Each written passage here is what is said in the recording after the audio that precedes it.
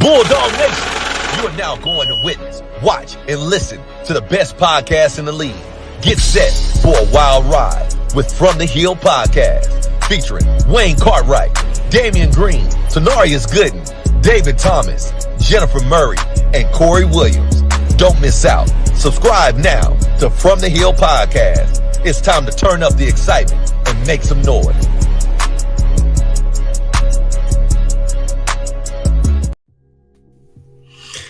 Well, good evening, everybody.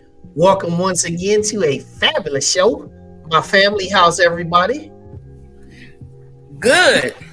It's the 3rd of September. The day I always remember. Hey, it's going good, man. Hey, another week. Yeah, another week, man. Another week for greatness. Man, football is in full effect. Everybody know what happened to us on Saturday. If you was living under a rock, just check the scope. hey, we went on the one. Hey, right. They're gonna be. But you know what? Even with that, I still had a good time. It makes me feel good that, you know, when you look across the scoreboard, we didn't get the most points scored on us, and we did score. So it kind of make me feel kind of okay. Still not okay. I'll never like Auburn ever again, like ever now. But, you know, it's all good. Hey, well, glad that everybody got down there and had a good time and got back in one piece. So everybody, I do have to shout out one. Shout out to the Lee County alumni chapter. They literally rolled the red carpet out for us. The food was excellent at the tailgate. The hospitality. Shout out to Lee County. Y'all did that. Yeah, definitely. Well, yeah, shout out to the band. I see people shout out to the band. They performed. Everything was cool. Like I said, you know, we'll be back in the saddle this week. I got a great feeling we're gonna get our lick back. So, you know. But hey, let's get with this. See what you were saying. You were on mute. Yeah, my bad. I just realized that. I said we got to score 80. We spare no feelings. Only 80 points will make us feel better this week. You going too far. I'm going too far? Yeah, you going too far. Okay, reel me back in then. Hey, I'll take a 71 point win so we can be +1 in the point differential column. Right. Listen, I want to be tired of hearing our fight song on Saturday. I want to be like, again. That's how many. I want the band to be tired of playing the fight song. I got so tired of them LED lights coming on Saturday. Woo. I mean, it looked cool and everything, but I got so tired of them orange and blue LED lights. I thought I was in the club for a minute. Hey, I see why they call that the jungle. It's definitely the jungle. It's a jungle. Hey, well, for everybody tuning in tonight, we appreciate y'all. Welcome once again. Make sure that you hit that like button. Also, if you're brand new and first time viewing us, welcome. Thank you. Make sure that you can check us out by hitting that subscribe button on YouTube. Follow us on Apple Podcasts and Spotify and all of our social media handles. Across the bottom of the screen, you can see where we have our sporting updates. Shout out to volleyball. They got 2 wins of the 3 games that they played in the Betty Austin Invitational. They beat Idaho, and they also beat Oral Roberts. And they're actually playing right now at North Alabama. Also, shout out to women's soccer. They got their first win of the season on Sunday against West Georgia. So they're going to be back in the saddle coming up here on Thursday with another home match. Middle Tennessee, 3 p.m. down there, if you can check them out. Volleyball are going to head to Maryland. They're going to take on Georgetown and Maryland and American up there in the state of Maryland. So cross country gets kicked off this week. With that, the men's cross country will be running for the first time in 20 years as they go to North Alabama. So, make sure that you keep yourself apprised of all of the things that are going on athletically as we roll right on into are housekeeping briefly. Lewis Cruz Classic coming up, home opener Saturday against Kentucky State. And with that, on Friday, you got the coaches' breakfast, which is taking place there at the Knight Center, honoring longtime football legend and longtime defensive coordinator, Bronski Towns. So as you can see, if there are tables available, that's what it takes for you to get in there. This will be a wonderful kickoff to the entire weekend. And then also you've got the Hill Project 2.0, which takes place on Friday as well with Lee High School. Shout out to Lee High School. And then also Friday evening, you've got Kim in concert at the event center. So if you want to get some tickets to this event and you want to hear the sounds of Mr. Kim, you definitely get yourself in the house for that. And then also this is something that's taking place. This is a food pantry. All right. As you can see, Monica Clark is your contact, and this is the number below where you can reach her, or you can also visit the website.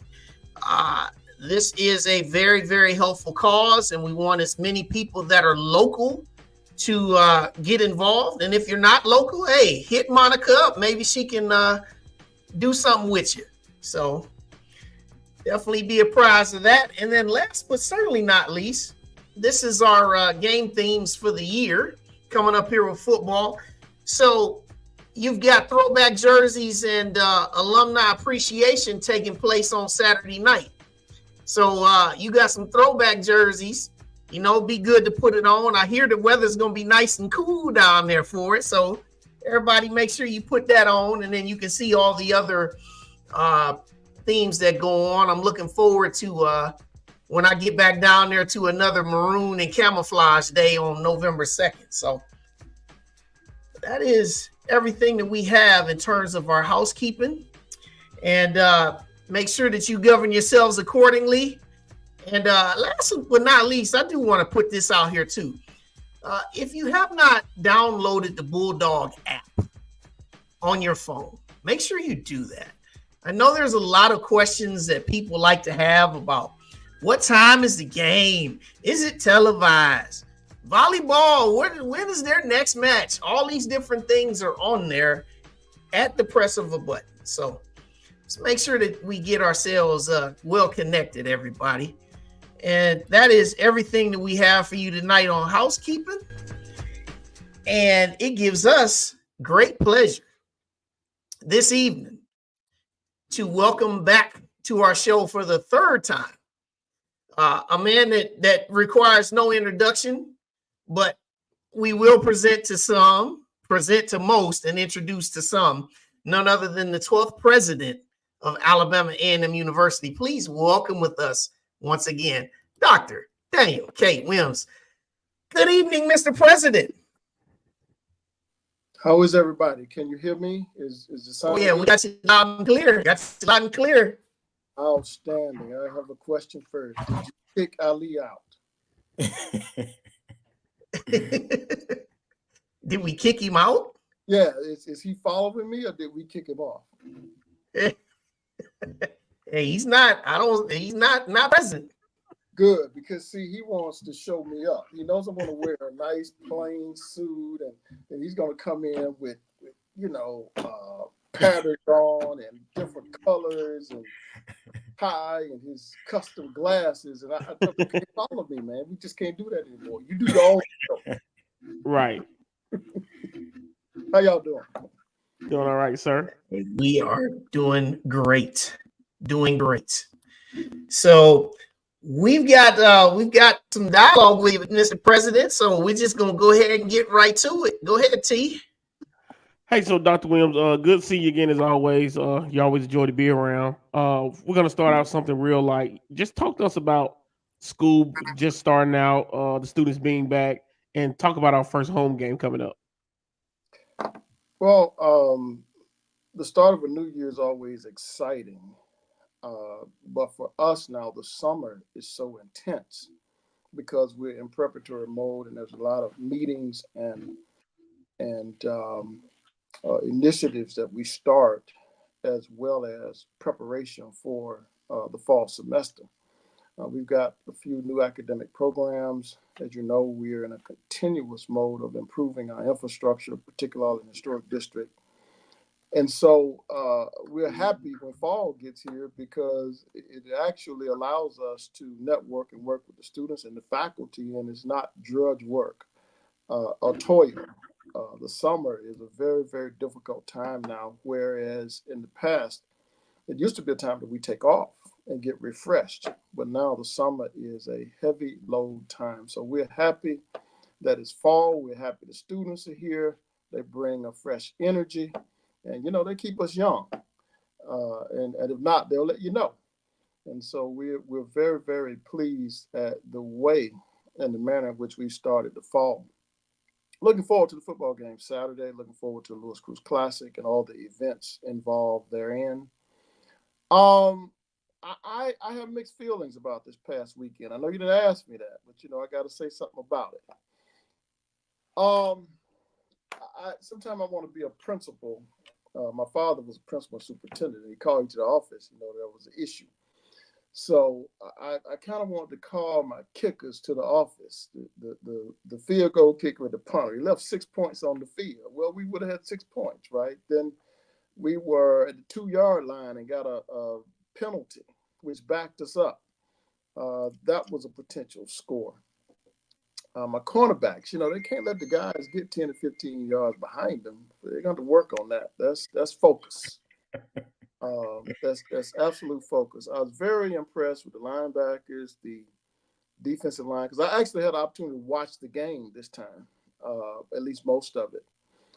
And I really paid attention to our young man who's a potential draft choice. He, was kind of shaky the first quarter, but once he got his feet up under him, he showed that he could play at any level. So we anticipate if he has a good season that he'll go in the first 4 rounds of the draft. Very pleased with his performance the last 3 quarters and very proud of the young man. Very proud of our quarterbacks. They, stood up to the test, had some good passes and good runs against, SEC school. And I think that they have performed well in the SWAC and with our HBCU schedule. I think our student athletes saw where they can compete on some level, but they've got to focus that the game is as mental, physical. And so I think it was a lesson for them. I'm not a proponent of us paying Power Fives. One of the things I had said coming into this office was that we would not play any Power Fives, but I'm having conversations with our team and with the Supreme Court ruling and with the changes in how these students are viewed in terms of scholars and athletes and then employees and what their rights are. We of course are taking a different look at that because we need revenue to be able to support our scholar athletes.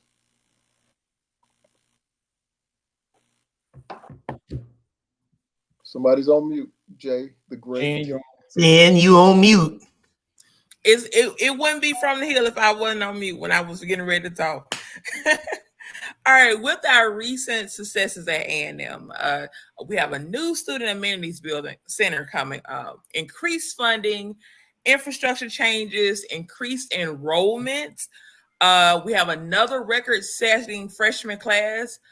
Some of our viewers and listeners have described you as a forward-thinking and progressive president. Why are these characteristics key to the success of an institution, specifically Alabama A&M? Well, let me address your comments first, and then you're gonna have to remind me of what the question is. I love the fact that we like our new athletic facility, our new event center, and everybody's excited about the student amenities building, which is going to be on prime property on our campus. But we also are about to construct 120 plus thousand state-of-the-art STEM science building. for our chemistry and biology and physics program. That is a point of pride for me, in that we can make academics a primary focus and as important as anything else. We're also, you know, public may not know, but we're right now looking at um, a new practice field, covered and turf grass practice field for outdoor sports, and that will be game changing for us, as well as renovating the backside of Elmore, where the Olympic-sized pool was, and using that as a indoor fitness facility. That whole athletic corridor is going to look different. It looks different today. If you go out and ride around, you see us painting the curbs and cleaning the streets. I mean, I'm just so proud of where we are, and aesthetically, but also in improving our infrastructure. As we have done some improvements to the stadium, and then you'll see them out power washing before the game on Friday. So we're very excited about where we're going infrastructure wise, period, even in addition to the student amenities building. Transformational, I wouldn't say that. I have to be honest. What I am doing is what I was taught and told to do by my predecessors, people that I worked for and under, other presidents, other deans and directors who poured a lot into me. So what I've done is just kept notes for 30 years. And every time there was an initiative, a new facility, you know, how did we do it? New funding, how did we maneuver to get added funding and appropriations? How did we maneuver to get federal sponsored projects and or contracts? And so those examples of what I'm following. So it's not new or forward thinking, it's actually backward looking. You know, as Malcolm said, history is best qualified to reward all research. And so history to me, if it hadn't been done, then chances are it can't be done. So everything that we're doing, and I didn't say I said we, everything that we're doing is someone else in the HBCU space has done before, and we're taking those models and examples and we are implementing them to the best of our ability given current circumstances. Awesome. Dr. Wims, hey, I love a president who loves sports, who understands sports, because you can tell how you broke down that Auburn game and how you broke down our players, that you know your sports. So I love that. But so that gives you some more brownie points. But let me talk about, you know, we were all ecstatic about the impact of purchasing Birmingham Southern. However, we do know that you know, our offer was not accepted. But instead of talking about the decline of the offer, talk about, you know, the insight. Give us insight on, but you know, the behind that trying to purchase Birmingham Southern, and different landscape on of how we're trying to go. Well, I'm going to give you a headline. That offer was not accepted at that time. Now you read into it from there. Okay. The property is still on the market. You read into that. However, we as an HBCU and a state land grant, we're answerable to a lot of people, to include our alumni and other constituents, but we have a board of trustees. We have the Alabama Commission on Higher Education, then we have the Education Trust Fund, as well as the House and the Senate and the governor's office. Those who don't know, the governor still is a member of and sits on our board of trustees. So whenever we make an offer as a state entity, we have to do it in collaboration with our partners in the state. And we cannot get outside of the bounds of what is rational, logical, acceptable, and approvable by all these constituents. Okay? So we have to be very responsible with what I call the public fund, which is state taxpayers' dollars, as well as our student fees and tuition and our auxiliary funds, our appropriation, our indirect costs from grants and contracts. And so we're limited as to what we can offer. We can't get into a bidding war per se with maybe corporate entities or private interest. But what we offer, we felt, given their positioning, was fair and responsible as a state institution. If there is no better offer, now the scenarios and dynamics have changed. It's like any other deal. Market changes, market shifts. We can continue to have conversations. So right now we're just looking and watching and listening, and we do have representatives who are communicating. Okay, so it's still a possibility. But again, that's me looking backward and having a conversation with our board of trustees, our constituents. My cabinet is a very inclusive cabinet, and as you know them individually, they all got an opinion about everything. And I enjoy that because I'm able to sometimes inspire debate and dialogue between and amongst them, and then I can engage in some dialectical reasoning given what they share on the table, because they all have different levels of expertise and they're all committed to this experience of historically Black colleges and higher education. But the reality of it is I worked at Southern University. And Southern, that's where I cut my teeth for 5 years. And Southern University has a system. It has a law school. It has an ag center for research and extension. It has a campus in Shreveport, it has a campus in New Orleans, and a campus in Baton Rouge. And so that wasn't transformational thinking to me. It was looking at Auburn, that has I was just with the president of Auburn University of Montgomery. It has a small campus in Montgomery, and then it has a campus in Auburn. So with that facility becoming available and in the condition that it was in, it was just common sense for us to see if it was possible. And so we engaged in conversations with the president there, and that led to us actually responding or countering his first letter of intent or offer to us. We didn't make the first offer, we made a counter offer. And then later we made a subsequent offer. But for us to be able to do that, then, we would essentially have been the second Southern HBCU land grant to try to establish or move toward us being a system. And I'm very proud of the move we made. I'm very proud of the way our team, our alums, and our constituents rallied behind us, legislators, our North Alabama delegation, et cetera. Representative Anthony Daniels, Laura Hall, solidly behind us. And then our new alum that's in the house there, Tillman, that came and spoke at our commencement. We're just very proud of us as a family.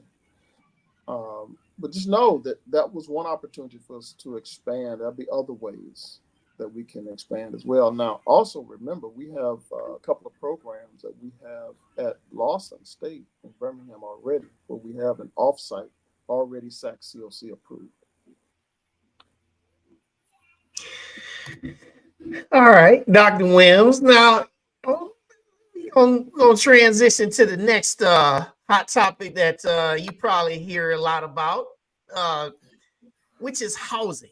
So with the continued increase in enrollment, what are the plans for additional residence halls?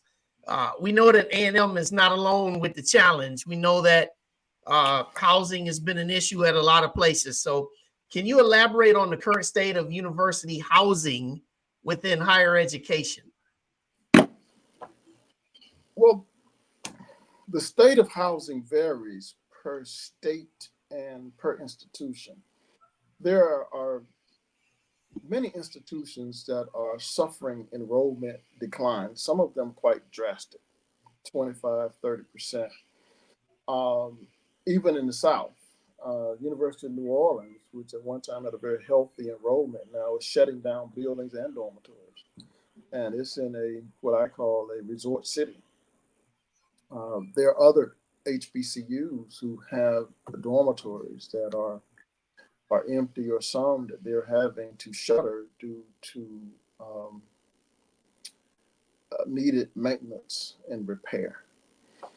But there are some institutions that need more housing and more residential space, because students coming out of the pandemic, we thought, and this was based on survey analysis and some data, that after being at home and taking classes online and being able to stay at home and work and be online, that they would not want to come to a college campus. So many of us projected a 25 to 30% loss in residential students. Well, in many cases, it means just the opposite. We've had a 25 to 30% increase in the desire for residential students. And so some schools are having to do what we did last year. We put in night 3 to a room, and we double up in foster, we double up in counsel. We had many instances in Normal Hills where we had to do some creative adjustments to the rooms and apartments there.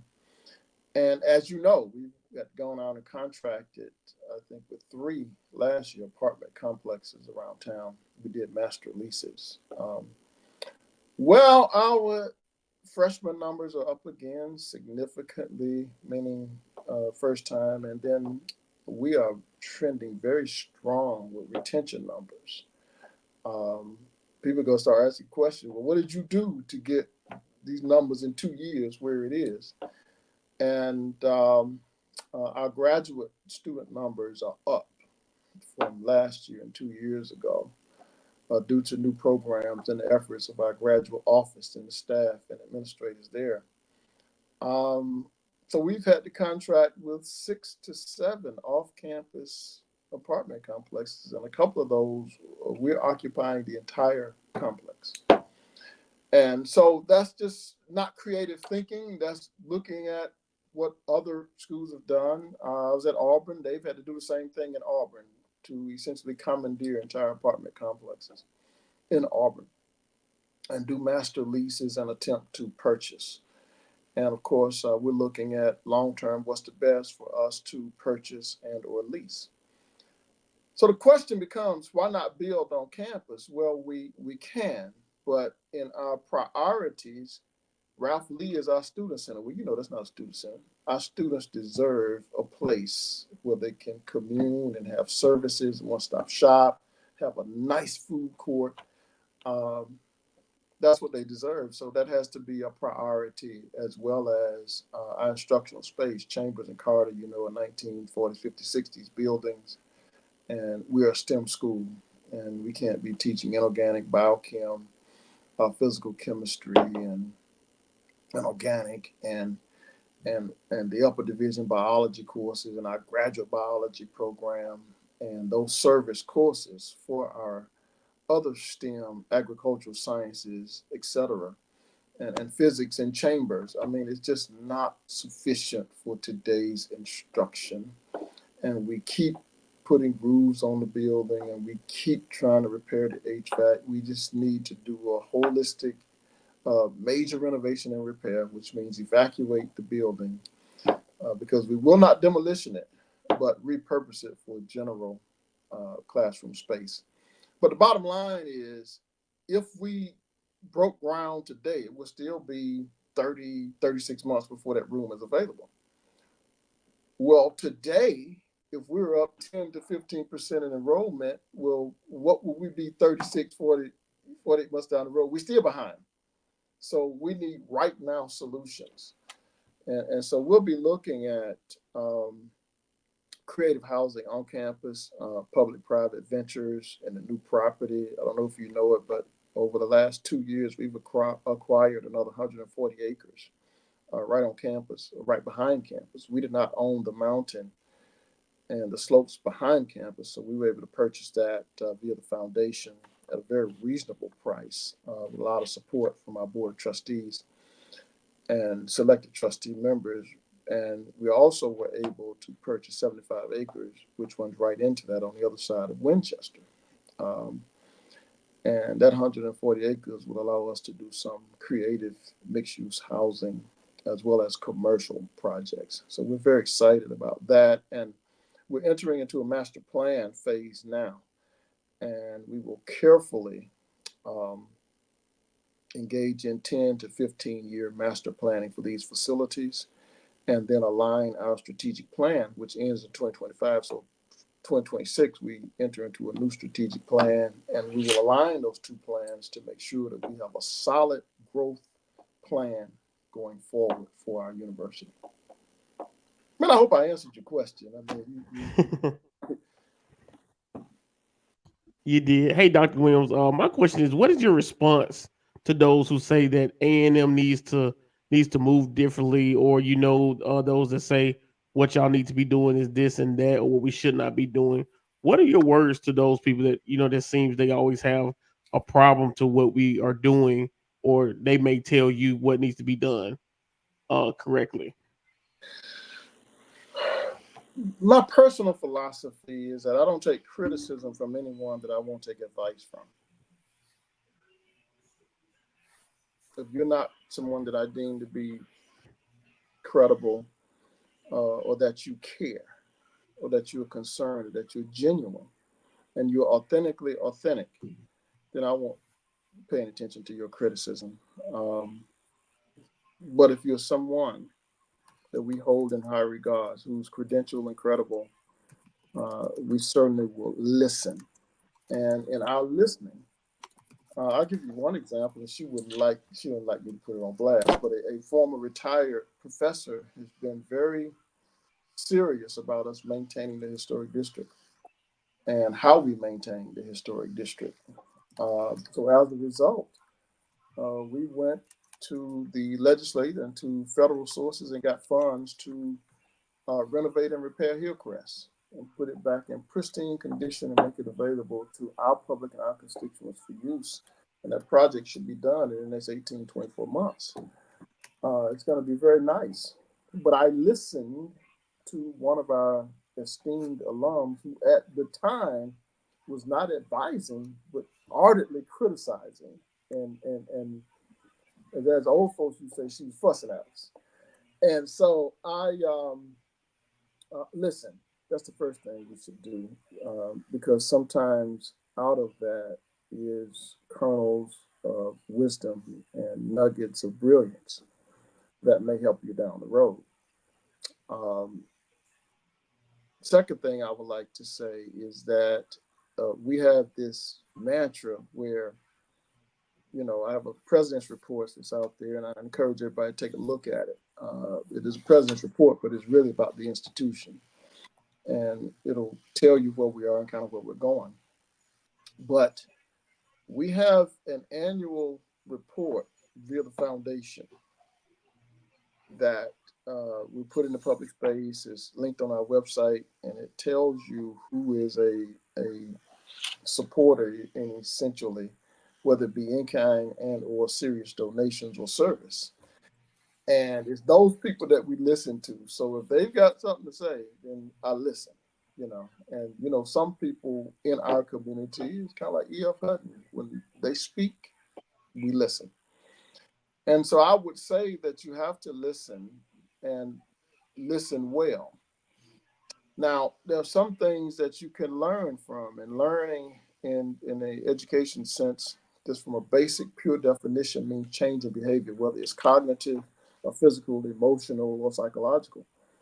And so we listen so that if we can, or if necessary and appropriate, we change our behavior. So that's our approach to that. Now, if you're out there on social media looking at every comment, when people have some positive intent, because listen now, don't read your own press clippings either.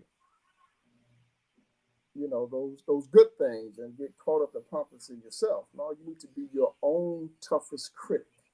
If you listen to the press to the press clippings that are good, then it's difficult for you to deal with the ones that are bad. And if y'all don't know me by now, bad in the press or on social media, that doesn't bother me. I only want to protect the institution.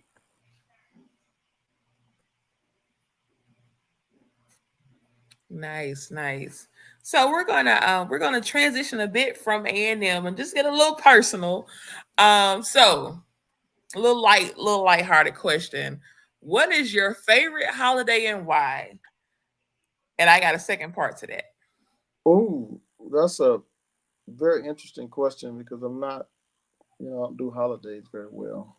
I'm AME now, not, so we love holidays at the AME church, but Dr. King Day, because I saw what it took for us to get that legislatively passed, and then state by state to get states to honor and recognize it. To me, we put him on the level of a saint. He made the greatest sacrifice for us, and we've all benefited. And for us to be able to take a day and reflect and refract from his sacrifice, his service, but his base philosophy, and his life coming out of, Atlanta, even though it was middle class size over Auburn Avenue area. But then going to Morehouse and going to a black college and being committed to the black college and black church and black organization experience. I was just in New Orleans for SAC CLC, and I went over to Dookie Chase's, and the reason I go over there is that I was part of one of the places where they met to organize SCLC. And I just like to be in those spaces and places and kind of feel the ghost and the spirits of the great ones. So I would say Dr. King Day. It's my favorite holiday. Okay, and the second part of my question is, if you can meet your favorite fictional movie character, who would that be and why? Well, the two actors are remarkable individuals themselves. One of them is gone to the great open, passed over the River Jordan. That's Sidney Poitier. Sidney Poitier was the first African American to direct a movie. And he directed the movie and starred it. And you probably not watched that movie, but the movie, the title of it is A Warm December. And that movie, he plays, Sidney was very, I won't say egomaniacal, but he had a big ego. And he wrote him his own character as an actor, as a doctor. And that doctor traveled to do some mission work in Africa. And in Europe and in Africa, but in doing that, he met this young lady and fell in love. And of course, that helped to shape my ideal about love, and that it would be a failure because the young lady had sickle cell. So he's promoting a disease that primarily affected Black people, but also showing us in a very, very positive light during the same time. Because if you look, that movie was made in 1971-72 during the Black exploitation movie era. And that movie really showed a very intellectual, smart, bright Black woman whose name is Esther Anderson. She played that role. And Sidney played the male lead. And she had a terrible trait of sickle cell where she was going to die in her 20s. And so that's why it's called A Warm December. He met her in the December of his life. And I encourage everybody to go look at the movie. It's a very short movie, but it's very emotional, very impactful. The second movie is The Way We Were, which had a similar theme, played by Robert Redford, who, as you know, is one of those very, very liberal Hollywood guys. And he and Barbra Streisand were the lead. And again, that was a failed love affair.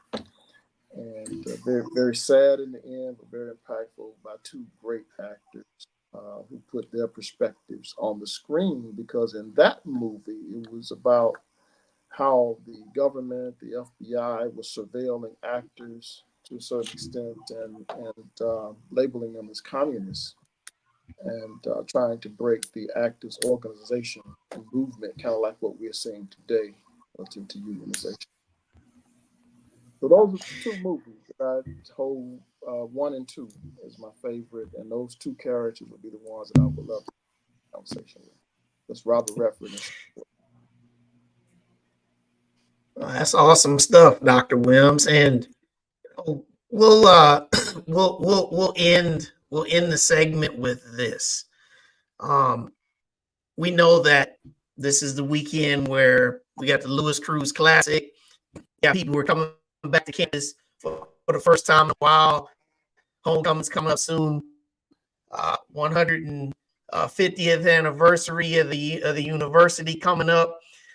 So some of the whatever you can share in this final piece here about marketing things. We've got the billboard in Birmingham, which is awesome. Anything marketing, anything campaign wise, any of the sort that's coming up that you want to share here in the final moments of your appearance with us. Well, Alabama A&M has been very fortunate. We have an outstanding team. I could never give them enough credit for their ideas, for their creativity. I'm very proud to be able to work with them and to learn from them in a lot of instances. I only chair the cabinet meetings. Whatever I decide, they go out and change it anyway. And when I say don't do something, they figure out a way to do it anyway. It's like, y'all gonna plant a flag in Birmingham. You just go aggravate people. That's exactly what they've done. And so, but I'm very proud that they are not afraid to take chances. But Birmingham is just one city. There are about 10 cities around the country that we're gonna focus on to do major marketing in.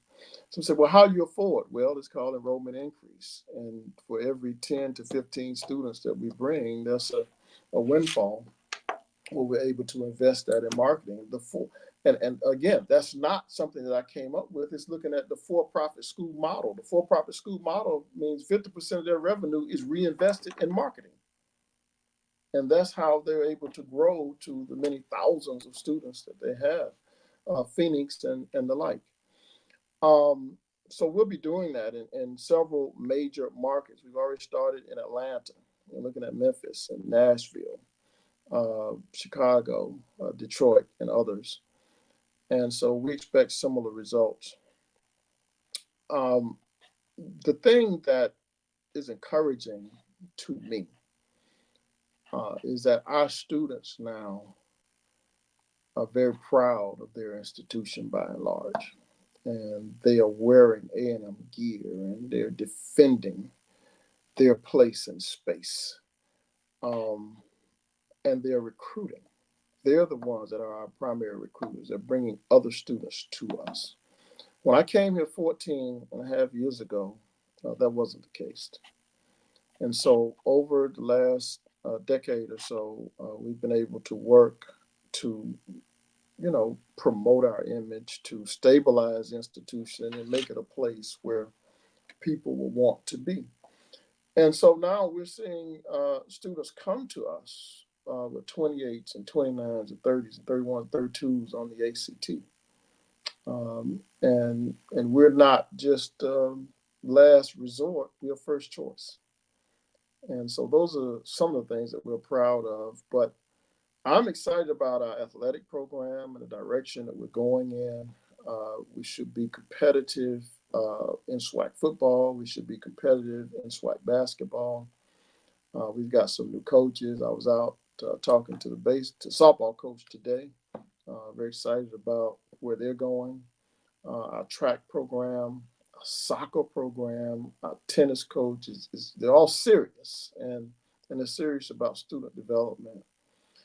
Our recruiters, man, are just feeling themselves. The chest is stuck out, so with that confidence and level of success, I anticipate that they will continue. People thought last year was a one-off. I didn't say anything. I said you keep investing and you have return on that investment. And so I expected us to at least meet what we had last year. And then we're already off to a fast start this year for what will be coming. And if we maintain our improvement in retention and persistence, along with focusing on recruiting good students and students that are learner ready and learner hungry. I didn't say those were the best test scores, those who are learner ready and learner hungry. I anticipate that we'll meet our goal of $10,000 students prior to the anticipated strategic date that we've established. And then I can go home. Well, that's awesome. And we're so thankful that you took the time to join us tonight. And A&M is doing some big things, continuing to grow. We got a nice fresh ale waiting for Kentucky State showing up here on Saturday. And we got a nice fresh one for them. Yeah, not to interrupt you, but they got beat pretty bad by Virginia Union. Now Kentucky State is a sister land grant, and the president is coming, and I just told him let's treat them nice.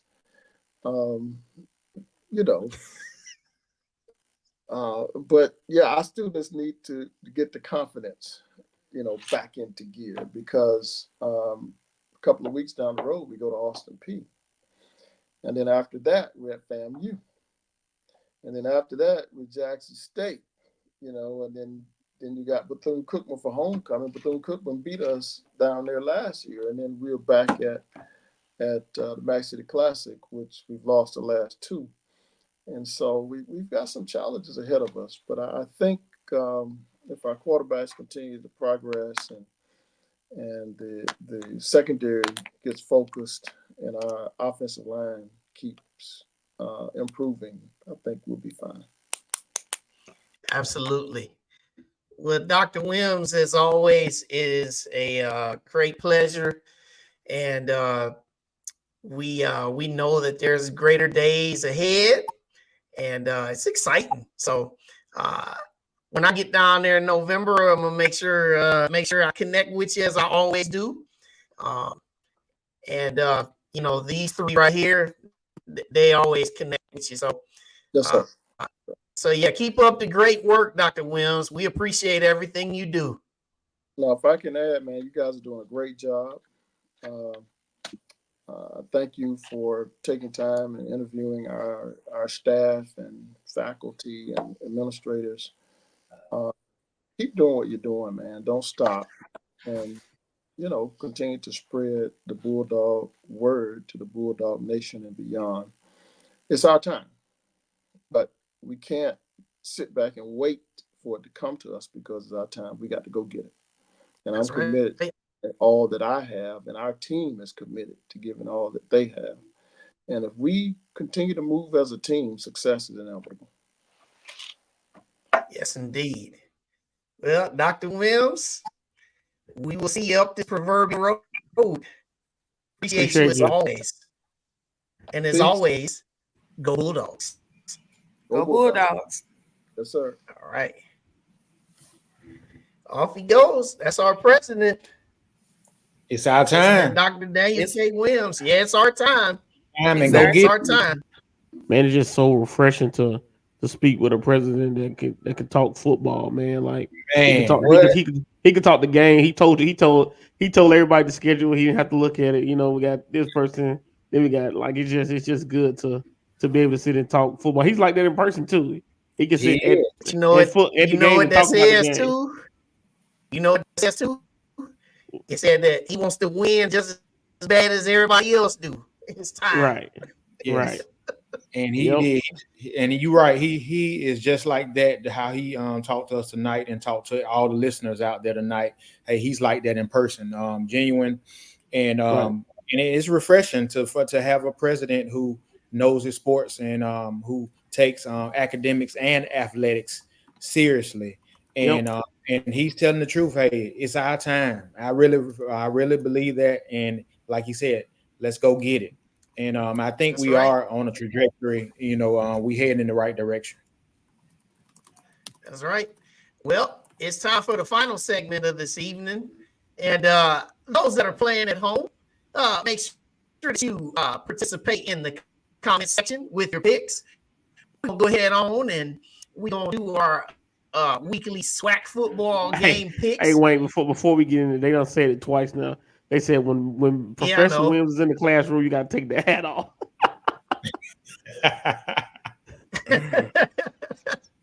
Hey, man, I'm just in my podcast mode.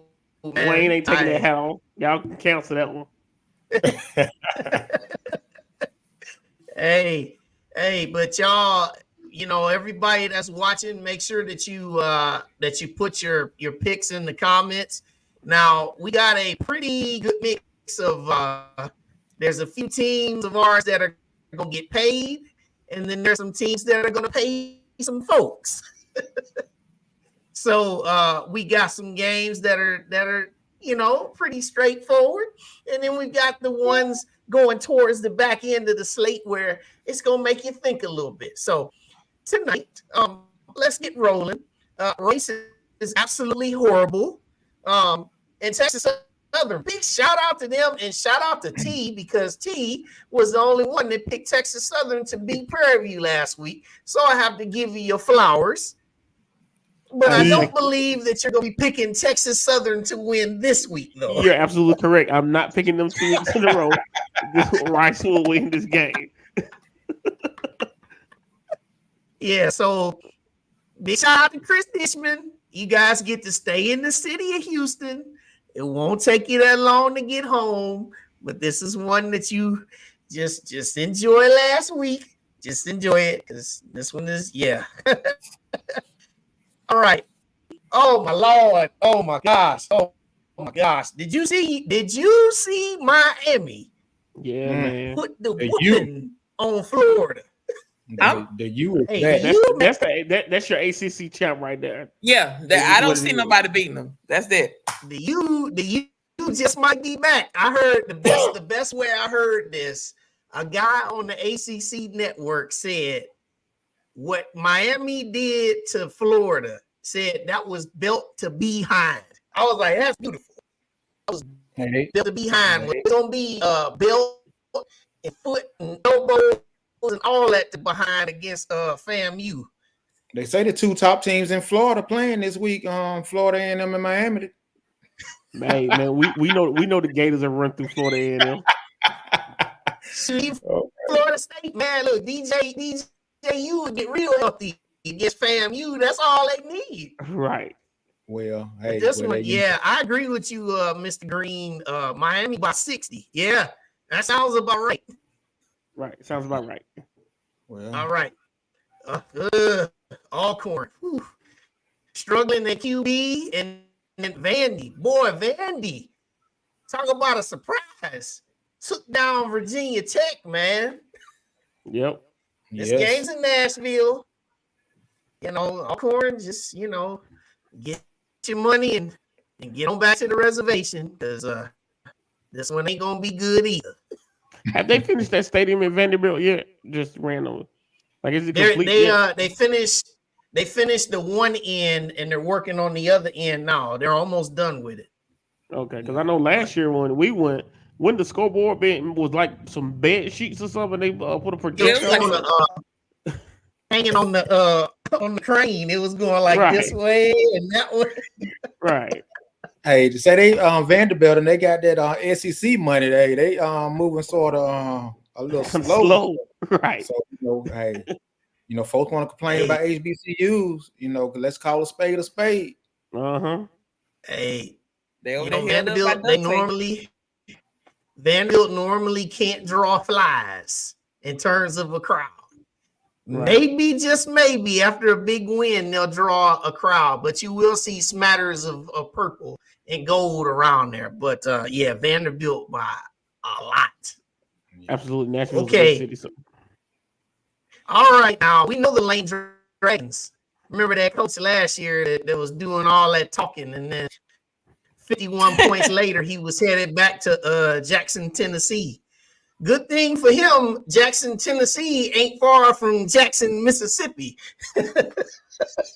Yeah. Because Jackson State, after a loss, ain't gonna be no fire in that dragon on Saturday. Jackson State gonna break the scoreboard on Lane. This is you're right. This is the same language that we beat last year, right? Yes, the same one. Yeah, Jackson State a whole lot. Lane not enough.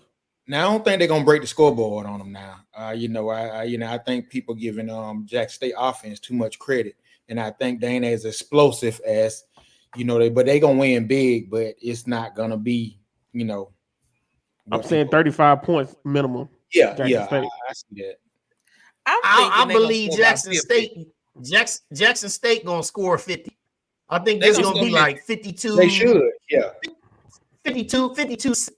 52-14, somewhere around there. Okay. Yeah. But yeah, ain't gonna be no fire in that dragon. No fire in that dragon. The band gonna run it up too. So sorry, Lane. Yeah. Speaking of running it up, all right, Valley, time to put on another jersey to get whooped in because Lamar Cardinal was gonna put that thing on y'all down there in Texas. And this ain't even a payment game. This is FCS on the FCS. Yeah, Lamar just beat Texas State 20. It was 34-27. They only lost by a few points, so that's a pretty good team, right? Yeah. If Valley got blown out at Tennessee State, yeah, they're gonna get booked here. Okay. Mercer Bears out of the Southern Conference. Bethune-Cookman, hey, hopefully y'all get yourselves together. This is their home opener down there in Daytona, and they're playing it in the afternoon. It's gonna be soupy down there in Daytona. All right, Jay, great. Go ahead, Jay. What you think? Y'all gonna start with me? I don't want to pick this. Yep. I'm a shoot. I know Bethune is like they're. I don't know. I'm gonna have to go with Mercer on this one. Okay, T. Yeah, Mercer just beat Presbyterian 63-10 last week. So they're in Macon. Daytona's not that far from Macon. Just a little bit of the road. So I think Mercer will travel, and they'll do a good job down in Daytona. Yep, Corey. Yeah, I know Presbyterian is they one of the low level FCS schools, so that's not a big win, but I still think they'll go on the road and beat Bethune-Cookman. Now Bethune-Cookman is having unsure about their quarterback, so I think until they get that settled, I think Mercer will pull out that win. Does Rick Ross' son start? I got Ross. I'm not sure. We'll figure it out. Yeah. I got Mercer between 17 and 21. I think Mercer will feel pretty good down there in Daytona. All right, next one. Oh goodness. All right, Southern. Oh man, they had McNeese. They were going in to kick a field goal to go up 10-0 with like 10 minutes left in the game, and the field goal got blocked. And then it was over from there. McNeese won 21-7. They actually took Noah Biden out of the game at quarterback.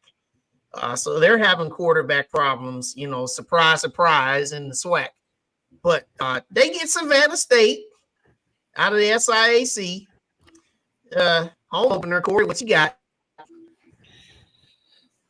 They going to Baton Rouge. So, if they was to lose this game, but I think Southern, their defense is good enough to just win this game for them. And so so I look at Southern. Southern should win pretty comfortable, but I think Southern has some major issues that they're going to face in the SWAC this year. So they better enjoy this win while they can. T? Man, I'm going to go with Southern out of Louisiana. I just can't roll. Savannah State hadn't been good since Shannon Sharp suited up. So I'm going to go with Southern. Jen, what you got? T stole my joke because I was going to talk about Shannon Sharp too. So yeah, it's Southern by a lot, Savannah State by a little. Yep, I agree. Southern by a ton. Oh yeah, speaking of a ton, all right, here's a guarantee that the Tigers will win. All right, that's a big guarantee. But I'm just gonna go ahead and say this. I looked at Tuskegee when they played on Sunday night against in that Red Tails. No, Tuskegee. This could get ugly real fast, and Grambling is mad too. Anybody disagree? Not at all. Grambling for Not the at win. all. I think Grambling is going to win, but I just know, Tuskegee, they're not just going to fold. They are a rich tradition school, and they're going to go in there and they're going to fight, but they just ain't going to have the manpower to win this game. But if Grambling go in there and take them light, hey, they going to, it can get beat in a dog fight, but I look for Grambling to win. They just don't need to take Tuskegee light, because Tuskegee going in there to play. Yeah, I got Grambling by a good margin. I think they'll beat them by at least 28 for real. Grambling ready to make a statement. All right, now this is the one game that I have guaranteed that Pine Bluff is going to win. How about this is an NAIA team? Lord, if y'all can't beat an NAIA team, Pine Bluff. Anybody see anything different? I'm gonna go with Pine Bluff too, man. They in the same situation we were last week. They got ran through there last week just like we did. So they feel like they got to get in the end zone, man. They play with reckless abandon. Yeah, I think Pine Bluff is going to win. But can we talk about this mascot? I think Pine Bluff has one of the greatest logos in sports, but this Arkansas Baptist logo is tickling my soul a little bit too. Yeah, I always say that about the Pine Bluff logo too. The UAP being the lion mane. That's always nice. Yeah, this is a must win by Pine Bluff. They gave up 10. The first 10 drives they gave up touchdowns. So hopefully they can take some revenge and out on Arkansas Baptist, because if they don't, it's gonna be a long year. A long year. I laugh at this Arkansas Black American princess. But yeah, no, this is gonna be Pine Bluff. Pine Bluff. If you don't win no other game, you at least gonna get this one. Yes. Okay. Review. Head down on the bayou to face the Northwestern State Demons out of the Southland. Prairie View, you let a lot of folks down last week. Corey, what you got? Man, I'm gonna tell you this. They let a lot of their fans and supporters down. It seemed like they season over with after one game. So it's gonna take a good coach and a good team leadership to come together, and because the season's not over, but it's gonna take some strong leadership, and I just don't.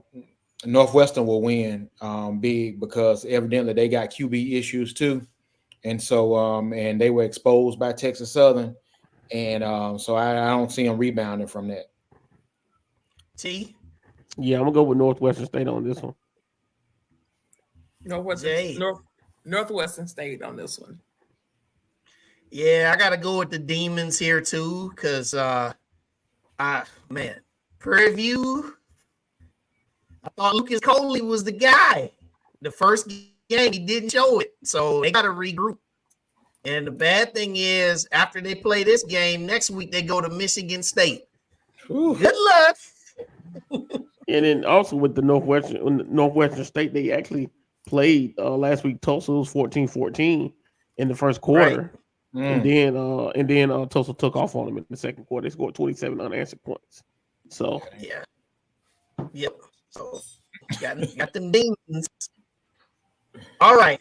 This was a big old upset last year. Miles went in there and took them down. Now, here's the setup that we got going forward, folks.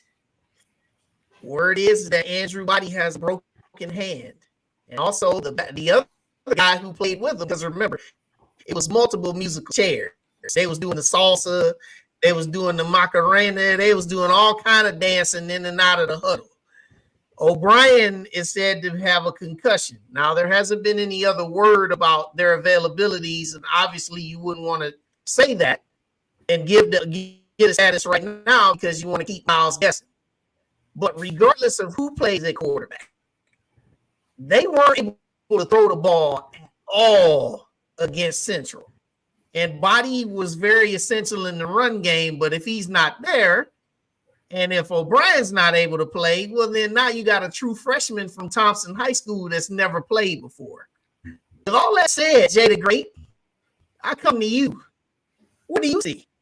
All right, Birmingham. You already know where I'm headed with this. You already know where I'm headed with this. My mama went to Miles. My daddy went to Miles. I'm going with Miles. Thuggy Bear out of Fairfield, Alabama. Uh-oh. The Bears of Fairfield for the win. Oh, ooh. I'm calling good. Hey, what you got, brother? So last week, Miles lost 15-16 to West Alabama. 1 point game. I don't trust Alabama State, never will. So I'm gonna go with Miles for the win. Ooh, okay, Corey, what you got? Boy, it's a sad day when everybody going with Miles over Alabama State. Who Alabama State trying to get revenge this year after they lost last year. And man, what I saw Sunday in the Orange Blossom Classic, hey, it really got me thinking. I picked Alabama State to win that game. Out of all, I picked Alabama State to win that game, and I will never pick Alabama State to win no more. Miles Bears going into Crampton Bowl. Miles Bears for the win. And just going to stack the line and stop the run, and they're going to pull off their upset 2 years in a row. Oh, Lord. Whoa. Hey, you know what, man? I did pick North Carolina Central to win. I said that in all my preseason videos. I'm going to say it like this, y'all. Yeah, Alabama State looked pretty broken on offense, but they didn't look broken too much on defense. Them dudes, they got some dudes. They still got some guys that are capable. Well, in the secondary, that's about it. Yeah. Well, in the linebacking core. Their front, now their defensive line, that's a question. Now now Coach Rob told you that. He said we have questions on both of our offensive and defensive lines. Well, that's okay. Well, but I'm gonna say I can't see Alabama State losing their home opener again to Miles. I can't, man. Look, it ain't gonna be pretty, but I'm going with Alabama State on this one. And if they lose, Lord, I got plenty of people to talk some mess to. All right. Our game. All right. We all have our feelings, but let's just talk about it. Go ahead, Corey. You kick it off. Man, y'all heard that song, Get Your Lick Back? Hey, we finna get our lick back this week. But we played against a good SEC team Saturday against Auburn. Any team in our conference who would have played that game, same thing would have happened to them. So people can fool themselves if they want to. But I try to look at the things, I try to evaluate both sides. And it's some good things that I saw in that game. I'm not going to elaborate, but I'm just like the president said, I'm optimistic that we're gonna compete for a championship this year. And so I think we're gonna get our lick back. I look for us to do the same thing. Probably not no 73 points, but I look for us to put up about 50 points against Kentucky State and and win and in a big game. Okay, T. Yeah, so I was blessed to have the opportunity to watch the game in the press box on Saturday. At first, I know we didn't talk about the game that much to begin with, so I just want to hit on that real quick. Very great atmosphere. Not gonna lie to you. It's like how we get if we put out a presser that says, "Hey, We're gonna wear white shirts. We got people like, I don't want to wear no white shirt, wear my maroon. Auburn apparently sent something out nationwide that everybody wear orange, and guess what? Everybody had on in their stadium. Everybody had on orange. So you got 90,000 people in orange supporting their team, yelling. I mean, supporting from when the Eagle flew around to the end of the game. They didn't leave at halftime. They didn't leave until the fourth quarter, to like a minute left. Great atmosphere. I hate it happened to our team, but hopefully the gentleman enjoyed the experience of seeing how a team fans support their team. So hopefully the guys did see it, and hopefully we can emulate that to some degree. But but back to the game, we had some good things in that game. Quad Brown, he threw pretty well. He was 13 for 27 for 182 yards. And Mr. Duke Miller, he had 2 drops, but he still caught 6 passes for 92 yards. So I am very, very optimistic about our offense. It's kind of hard to gauge defense when you're playing against a team like that. But echoing what Dr. Wims said, no matter what, you can't let the dude get behind you. You got to always, no matter if it's an SEC team or a Pop Warner team, if somebody get behind you, you're done. So, but I'm very optimistic with Corey. I think we at least get 54 points on this one. I don't want Kentucky State to score at all, but I'm saying about 54-7. A&M, of course. All right. Jay the Great. Yes, to piggyback off of what T said, that atmosphere was crazy. Bulldogs, we need to have that same atmosphere at Louis Cruz on Saturday. With that being said, I saw a lot, even though, don't let the score fool you. I agree with T. I agree with President Williams. I saw a lot that I liked from our team on Saturday. And like everyone has said, Brown to Quad Brown and Duke Miller is going to be a problem. It's going to be a problem. So I Bulldogs, we're going to light the scoreboard up. It's going to be a time. So if you are watching this show, bring yourself, bring a friend, and tell your friend to bring a friend. And we're going to pack Louis Cruz out, and we're going to light those Kentucky State thoroughbreds up. In correction on that graphic, the game starts at 6 p.m. Central Time. It is 7 o'clock Eastern Time. So the game 6 p.m. Central. Yeah, the game is 6 o'clock Central. That time on that graphic is 7 p.m. Eastern, so it starts at 6. Yeah, so I'll just simplify everything everybody said. This team, Kentucky State, they lost to a fellow Division II HBCU, Virginia Union, 69-7. Okay, 69-7. I am going to definitely say we scoring at least 63. I think it's going to be 63. You said 54-70 good. I'm going 63-7.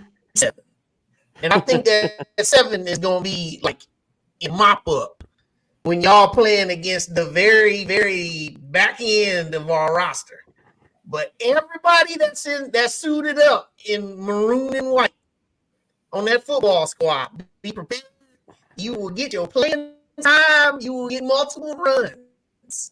Right. So this is the time where we develop our confidence ahead of where we're trying to go, y'all. So home opener is here. But yeah, I got 63-7.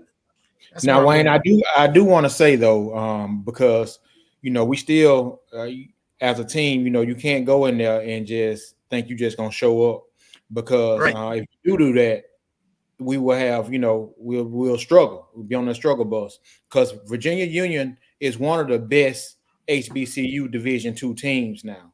So it's not like they just played somebody who and then they from the CIAA, and they one of the best Division II teams in HBCU. So let me, I don't want to talk to them about that, like who they lost to, because that same Virginia Union team can beat half of the teams in our conference. So just, I just want to give them their credit too, because, they're not no slouch. Don't nobody care about no Virginia Union. But we gonna whoop them, man. And I'm looking forward to whooping them. And say, even with that said, we still gonna whoop them. Right. Hey, what I said earlier, built to behind. Yeah, it's gonna be built to behind. That's it. I'm adopting that saying now. Built to behind. Thank you. Built to behind. All right. So, all right. So tonight, so thankful, Dr. Wims, for joining us. And also thankful to each and every last one of you who tuned in. It was a wonderful time. Thank you for participating here in the comments. Shout out to my team, man. Always love doing these shows with y'all. And hey, finally get that home opener, man. Get the show out. So just remember all the things that we've had. If I'll just bring it up here on the bottom one more time. You can see soccer, another home game coming up on Thursday against Middle Tennessee. Volleyball, you can see them actually on streaming. So, you know, Big Ten Plus and Saturday morning's match against American University is going to be on ESPN Plus. Also, cross country gets started, looking at good things. And then, like we said, we got our home opener with Kentucky State. All right. If you have not bought your season tickets, they're still available. Tailgate spots still available. I saw something about that the other day. Hey, time for you to put your money where your mouth is. Remember, a lot of people have some things to say, you know, as we typically see this time of year. But now it's time for you to, you know, put your money where your mouth is. You know, start doing some of these donations and start heading on down to the Lewis Cruise and some of our venues, man, and start becoming a supporter. Because these kids, they need it in a major way. All right. Corey, final thoughts tonight, brother? Hey, just an awesome night. Listening to our president show, you know, just talk about where A&M is headed, and we're doing some great things, and you know, and just looking forward to it. So, you know, it's just great to be a part of greatness. So we're looking forward to it. All right. Jay the Great. I'm excited for this upcoming weekend. Home game named after an prolific coach. And a prolific coach from Belsom, Alabama. Let me throw that out there. But yeah, make sure if you haven't gotten your tickets yet, come to Lewis Cruise, pack it out, have a good time. Go Bulldogs. Yes, sir. Yes, ma'am. T? Man, I'm ready to hear Backstabbers. I'm ready to hear Lovely Day. I'm ready to hear all of that good stuff, man. I'm ready to hear the officials make a horrible call and we get pissed off. I'm just ready for that on Saturday, man. So I look forward to seeing everybody. Hey, well, I'm going to be checking in. I'm up here in Ohio. Looking forward to seeing it. But yeah, appreciate everybody and all the love as we always get. Appreciate y'all. Make sure you remember to subscribe and hit that like button on your way out. All right. And next week we got a really wonderful show. T, you want to tell them, or should we just let them see it as the week goes? I'm gonna let you tell them because I forgot how to pronounce the guy's name that you got out of the other school. So you could tell them. Yeah. So next week we're gonna have our athletic director show, and with this athletic director show, this will be a great time to learn about the ins and outs of how athletics at the HBCU level and also at a power level, because we're going to be joined by our very own Dr. Paul A. Bryant, but we're also going to be joined by, you remember him from FAMU, Mr. Courtney O'Shea, who is now the senior, he's a senior athletics deputy with facilities. And so he's at Nebraska now. But he definitely brings so much experience and a good wealth of knowledge. And with him, coupled with Dr. Paul A. Bryant, it's going to be a wonderful show. So make sure you all come. You be prepared. You can ask your questions and be prepared to get a wonderful walkthrough of athletics from their eyes and all the business questions and things like that. So that's next week, September 10th at 8 p.m. Eastern, 7 p.m. Central. One quick thing. Shout out to It's Me Brand. I met him Saturday at Auburn.